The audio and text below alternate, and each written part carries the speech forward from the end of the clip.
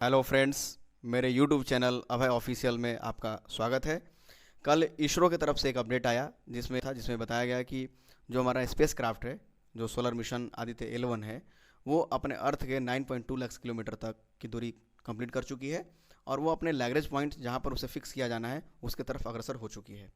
Friends, आज हम बात करेंगे कि आदित्य L1 मिशन क्या है और यह क्यों लॉन्च किया गया है। आदित्य L1, जैसा कि नाम में ही आदित्य लिखा हुआ है, तो इससे साफ स्पष्ट हो जाता है कि ये सोलर मिशन है, सूर्य के लिए है। उसके बाद एक चीज़ ऐड किया गया L1। L1 का मतलब ये होता है लैग्रेंज पॉइंट 1, जहाँ पे इसको फिक्स किया जाना है। तो पहले हम तो ये समझने की कोशिश करेंगे कि ये मिशन क्या है। दरअसल यह इसरो के द्वारा लॉन्च किया गया एक मिशन है, सोलर मिशन है, जिसे एक पॉइंट पर फिक्स किया जाना है।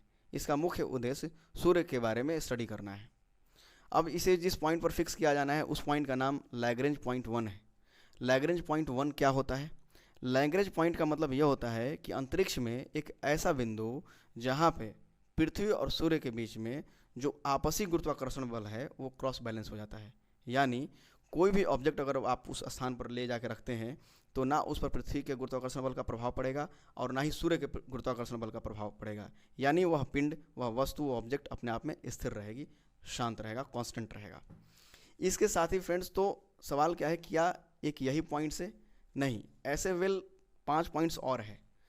L2, L3, L4, L5, ऐसे 5 ऐसे पॉइंट्स हैं, स्थान हैं जो सूर्य और पृथ्वी के बीच में पाए जाते हैं। तब सवाल ये है कि L1 पर ही क्यों, 2, 3, 4, 5 पर क्यों नहीं? तो जो पॉइंट है L1 वो अपने पृथ्वी से, अर्थ से काफ़ी नज़दीक है। यानी ये 15 लाख किलोमीटर के डिस्टेंस पर ही है, जबकि सूर्य और पृथ्वी की दूरी 15 करोड़ किलोमीटर तकरीबन है। पहली बात, इससे फ़ायदा ये होगा कि हम इजीली कम्युनिकेट कर पाएंगे, वहाँ से दिए गए ऑब्जर्वेशन को हम रीड कर पाएंगे अच्छे से। दूसरा फ़ायदा ये है कि यहाँ पे सूर्य इस पॉइंट्स पर एक सेंट्रीफ्यूगल फोर्स काम करता है, जिसके वजह से ये बैलेंस हो जाता है। बाकी के जो अदर पॉइंट्स है वो अपने स्थान पर ही फिक्स तो हैं, संतुलन तो हैं, लेकिन वो अपना स्थान बदलते रहते हैं, जिसके वजह से ऑब्जर्वेशन करने में, कम्युनिकेट करने में थोड़ी आसानी नहीं रहेगी इसके तुलना में। तीसरी बात ये है कि यहाँ पे पृथ्वी के दिन रात का भी असर नहीं पड़ेगा। क्यों? क्योंकि ये अर्थ के साथ ये भी रोटेट करेगा और अर्थ के साथ ही सन को ऑब्जर्व करेगा। ये इसके फ़ायदे हैं और इसके वजह से इसको यहाँ पे L1 पर इसको फिक्स किए जाने की बात चल रही है और वहीं पे किया जाएगा।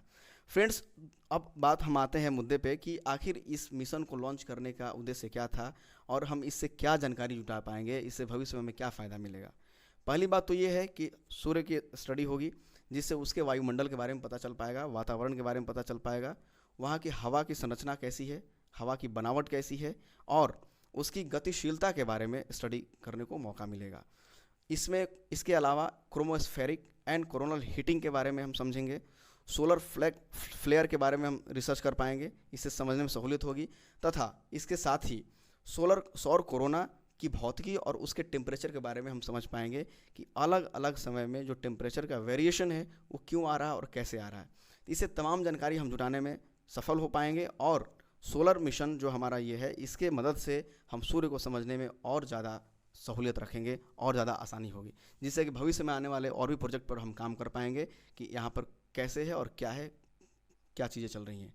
तब तक के लिए धन्यवाद।